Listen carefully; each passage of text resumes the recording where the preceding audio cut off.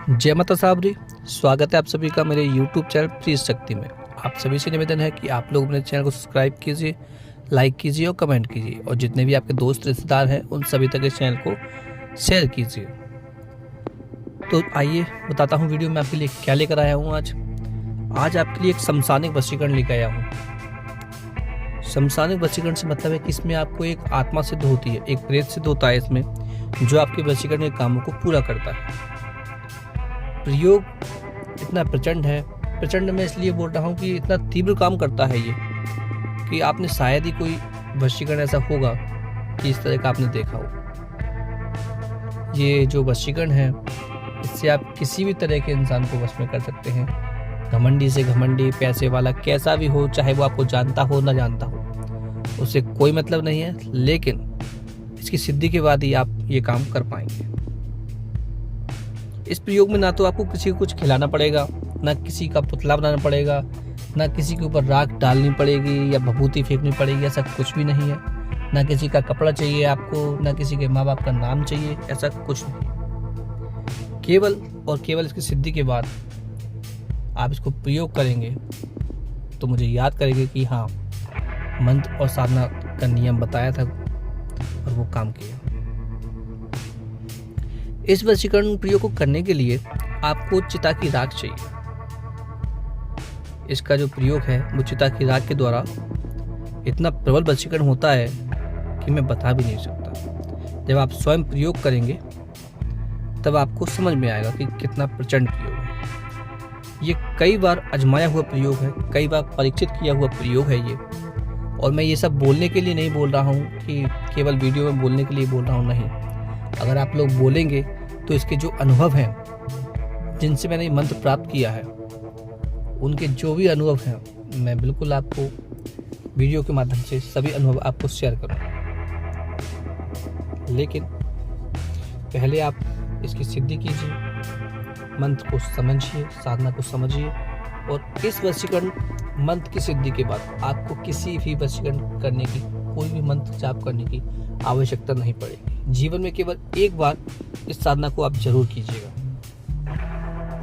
किसी को अगर वशीकरण मंत्र सिद्ध नहीं होते या वशीकरण के पास काम नहीं करता, उन लोगों को एक बार कैसे भी करके इस वशीकरण मंत्र को प्रयोग करके देखना चाहिए, इसकी सिद्धि करके उनको देखना चाहिए।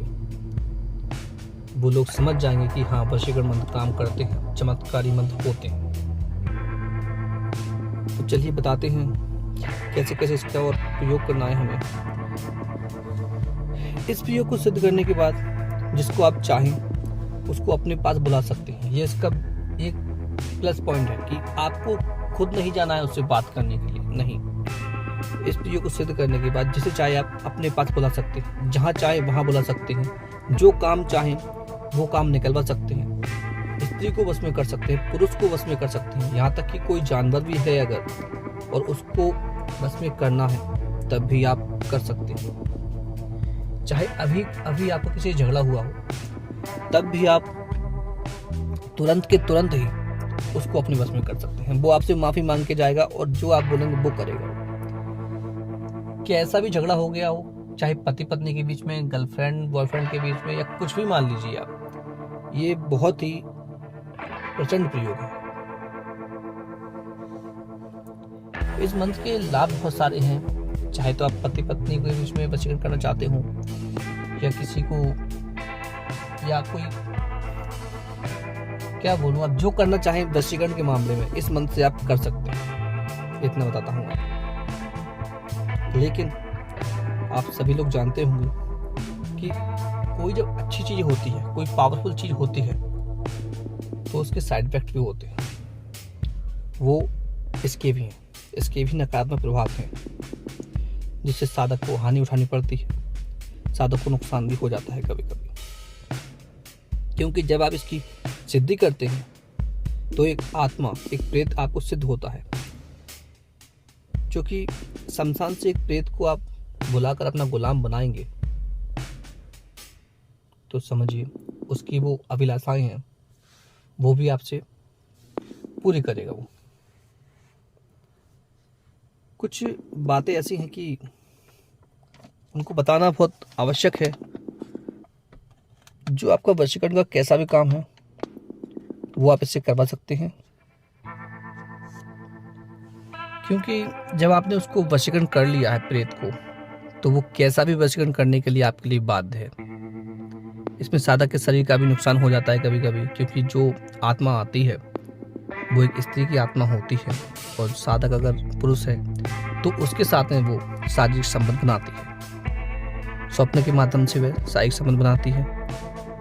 अगर आप काम वासना के चलते अपने मन के ऊपर आपका काबू नहीं हो पाया और आपने किसी के ऊपर अगर इस मंत्र का गलत प्रयोग कर दिया, तो वो स्त्री हमेशा के लिए उसकी पत्नी बनकर रहेगी। अब समाज में अगर आप रह रहे हैं तो बहुत तरीके के आपको लांछन झेलने पड़ेंगे आपके ऊपर। जब किसी की पत्नी के ऊपर आप वशीकरण करेंगे और वो आपके साथ रहेगी, तो सामने वाला दुश्मन आपका बन ही जाएगा, तो इसमें जान का खतरा भी हो जाएगा आपको। ठीक है, तो अपनी सोच समझकर बिल्कुल कोई साधक हो तभी इसका प्रयोग करें। अगर कोई साधक काम वासना से भरा है तो वो ये प्रयोग ना करे बिल्कुल, क्योंकि इसके प्रयोग करने के बाद आप स्वयं भी चाहें तो इसके वशीकरण को आप काट नहीं सकते। अगर ये सिद्धि करना ही है तो एक बार कमेंट में जरूर पूछ लें कि इसको काटते कैसे हैं, वो भी विधि मैं आपको बता दूंगा। मैं ऐसा इसलिए कह रहा हूँ क्योंकि मैंने खुद इसका प्रयोग करके देखा है, और जिनसे लिया है उन्होंने भी इसका प्रयोग जब किया था तो मेरे सामने जो घटना हुई थी उसको देखकर मैं डर सा जाता हूँ साधना को करने के, क्योंकि जिन पर उन्होंने प्रयोग किया था जो स्त्री थी वो अपने पति, ससुर, सास, देवर सबसे ये बोला कि वो मेरा पति है, मैं उसी के साथ रहूंगी। ऐसा कई दिन तक चलता रहा। वो अनुभव मैं आपको बाद में बताऊंगा। एक इसका थोड़ा पॉइंट ये गलत भी है कि ये साधना थोड़ी लंबी है। इस साधना को आपको करने के लिए बहुत समय चाहिए। साधना कठिन नहीं है, लेकिन समय इसमें बहुत लगता है, और एक बार साधना अगर आपने खंडित कर ली तो उसके बाद दोबारा से सिद्ध आपको नहीं होती। तो चलिए बताता हूँ इसकी विधि क्या है। वो लोग आप सुनिए क्या विधि है इसकी। सबसे पहले तो आप लोग स्क्रीन पे मंत्र देख लीजिए, और मंत्र को आप पहले याद कर लीजिए। साधना करने से पहले आप मंत्र को याद कर लीजिए। कंठस्थ होने के बाद फिर जब कभी भी आप देखें कि रविवार है और उस समय पे किसी महिला की अगर मृत्यु हो गई है, किसी महिला की मृत्यु हो गई है, तब उसी रात में आपको जाना है। ऐसे नहीं कि आप सुबह जाएंगे अगले दिन जाएंगे, नहीं। जिस दिन उसको चलाया गया है, जिसका दाह संस्कार हुआ है, उसी दिन आप जाएंगे रात में, और साथ में अपने हल्दी के चावल, 5 अगरबत्ती ये साथ में आप लेके जाएंगे। ठीक है, चिता के पास जाकर उनको प्रणाम करेंगे, चावल उनको न्योता देंगे, अगरबत्ती लगाकर चावल डालकर, और जो जिस काम के लिए आप लेने जा रहे हैं उसको साधना के लिए, वो काम उनसे बोलकर एक परिक्रमा कर तब उसके बीच में से आप 3 मुट्ठी राख आपको लेना है। और जो मुट्ठी आप राख लेंगे उसको आप किसी डब्बे में बंद करके रखेंगे। एक साथ में डब्बा ले जाएंगे और उसके अंदर उसको रखेंगे आप। जब डब्बे में आप रख लेंगे और जो चिता है उसको प्रणाम करने के बाद आप सीधे अपने घर की तरफ निकल देंगे। पलट के आप बिल्कुल भी नहीं देखेंगे। और हाँ, घर की तरफ आएंगे जरूर, लेकिन घर के अंदर आप डिब्बे को लेकर नहीं जाएंगे। या तो आप घर से बाहर कहीं छुपा दें, या फिर जहाँ पे आप साधना कर रहे हैं, जहाँ पे आप साधना करने का आपका मन है, वहाँ पे आप उस डब्बे को छुपा दें। चाहे जंगल में, किसी वीरान में, या किसी खंडर में आप छुपा दें। ठीक है, और अपने घर पे जाएं। स्नान करने के बाद ही घर के अंदर प्रवेश करेंगे आप। और अब आपको मिष्ठान लेके जाना है। 5 मिठाई ले जाएंगे आप, धूप ले जाएंगे, दीपक ले जाएंगे। ये सब सामान लेकर आप जहाँ पे आप जो राख रख के आए थे डब्बे में, वहाँ पे जाएंगे। और वहाँ पे आप साथ में काला आसन भी ले जाएंगे। माला आपको कोई भी चल जाएगी अगर आपके पास है तो, वरना आप हाथों पे भी आप मंत्र की गिनती कर सकते हैं। इसमें आपको मंत्र का जो जाप है मंत्र का जाप ठीक है। इसमें बहुत सारी जगह पे बहुत सारे साधकों ने बताया है कि शनिवार को जो स्त्री मरे उसके पैर की जो राख होती है मरने के बाद वो, लेकिन शनिवार है, मैं मानता हूँ शनिवार से 7 शनिवार का प्रयोग करना पड़ता है, लेकिन वो विधि अलग है, उसमें इस तरह की स्थिति नहीं हो पाती। इसमें रविवार को जो खत्म होती है उसको लेके आना है आपको और 7 शनिवार प्रयोग करना है। ठीक है, आपको रविवार से साधना प्रारंभ कर देनी है। आप जाएंगे, आसन लगाएंगे, दीपक जलाएंगे और दीपक के आपको उस डब्बे को रख लेना है। राख का जो डब्बा लेके आए आप उसको रखेंगे और धूप भी जला के वहाँ बैठ जाएंगे। पहले अपना कवच लगा लेंगे आप। कवच लगाने के बाद गुरु मंत्र बोलने के बाद में अब आपको मंत्र जाप करना है, जो स्क्रीन पे आपको दिख रहा होगा।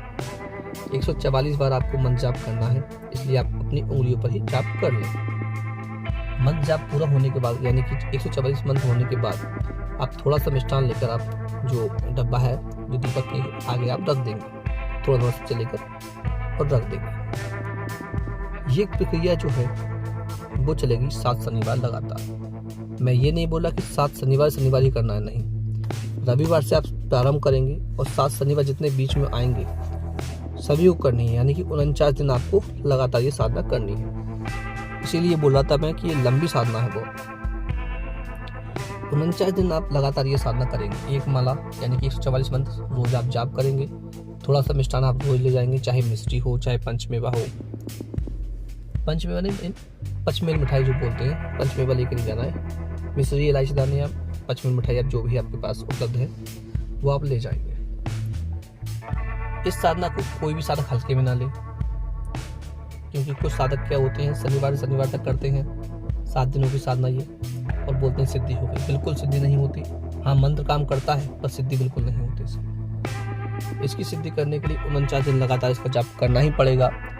आपको डरावने अनुभव भी होंगे, ऐसे ऐसे अनुभव होंगे कि आप सोच भी नहीं सकते। कोई एक आत्मा आपके सामने आके खड़ी हो जाएगी, आपसे जाप बंद करने के लिए बोलेगी। बहुत से उपद्रव आपको दिखेंगे डराने के लिए, आपको भगाने के लिए, लेकिन आपको डरना नहीं है, भागना नहीं। वो आपको नुकसान नहीं पहुंचा सकती, ये आपको मन में सोच के जाना है। ठीक है, इसके बाद जब आपने 49 दिन तक उसकी साधना कर ली, मंत्र जाप खत्म हुआ, आपकी साधना कंप्लीट हो गई। अब आते हैं इसके प्रयोग पर। इसका प्रयोग आप करेंगे कैसे। आपका जो डब्बा है आप कहीं भी आपके गुप्त स्थान पर आप छुपा के रख देंगे और उसके अंदर से 2-3 चुटकी राख एक पुड़िया में रख के आप 108 बार इसी मंत्र से जाप करके अपनी जेब में, अपने हाथ में लेकर जिसको भी आपको बस में करना है उसके करीब जाएंगे। चाहे वो आपको सामने दिख रहा हो बस कि हाँ ये सामने है, इसको मुझे बस में करना है मेरे। अगर केवल आप 21 बार मंत्र पढ़ लेंगे उस पुड़िया को हाथ में लेकर या जेब में रखकर, तो जिसकी तरफ भी निगाह उठा के आप देखेंगे 21 बार मंत्र कंप्लीट हो गया आपका, और आप इशारे से बोलेंगे कि हाँ मेरी तरफ। आप मन में ही बोलेंगे, आप ऐसा नहीं सामने वाले से बोलो, नहीं, आप मन में ही बोलेंगे इसको मेरे पास लेके आओ, तो तुरंत के तुरंत ये मंत्र शक्ति उसको आपके पास खींच कर लेके आएगी। ये इसकी प्रचंडता है। इस तरीके का वशीकरण मंत्र है। आपको ना उसके नाम की आवश्यकता है, ना कुछ खिलाने की, नहीं, केवल आपकी निगाह के सामने होना चाहिए। ऐसा ही प्रयोग। वो राख है, आपको उसको खिलानी नहीं है, उसके ऊपर डालना नहीं है, बिल्कुल नहीं डालना। केवल आप देखेंगे, किसी मंत्र जाप करेंगे और इशारे से बोलेंगे कि हाँ इसको मेरे पास लेके आओ, तो उसको आना ही आना पड़ेगा। इस प्रयोग के द्वारा बहुत सारे अनुचित कार्य भी होते हैं, इसलिए मैं या मेरा चैनल इसकी कोई भी जवाबदारी नहीं लेता है। मैं केवल एक जानकारी के लिए, एक ज्ञान के लिए आपको ये चीज़ दे रहा हूँ। इससे आप कोई भी लाभ या हानि करते हैं तो उसके आप स्वयं ही जिम्मेदार होंगे। मैं या मेरा चैनल इसकी कोई जवाबदारी नहीं लेता है।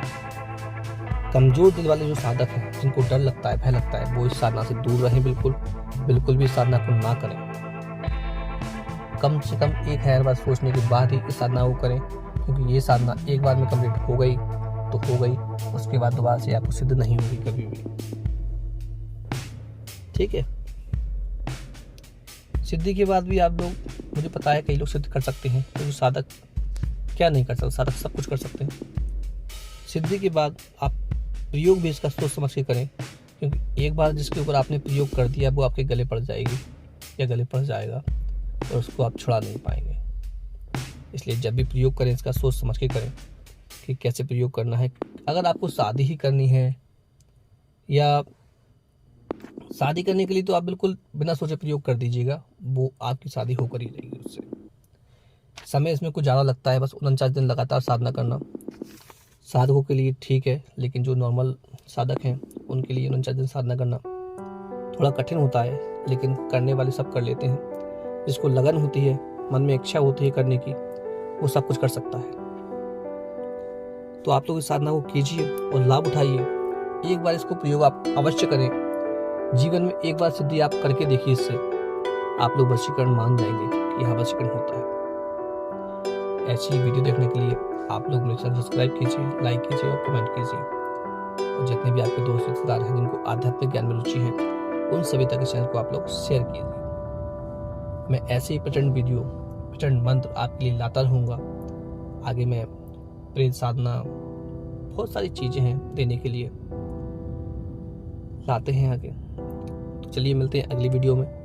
जय माता साबरी।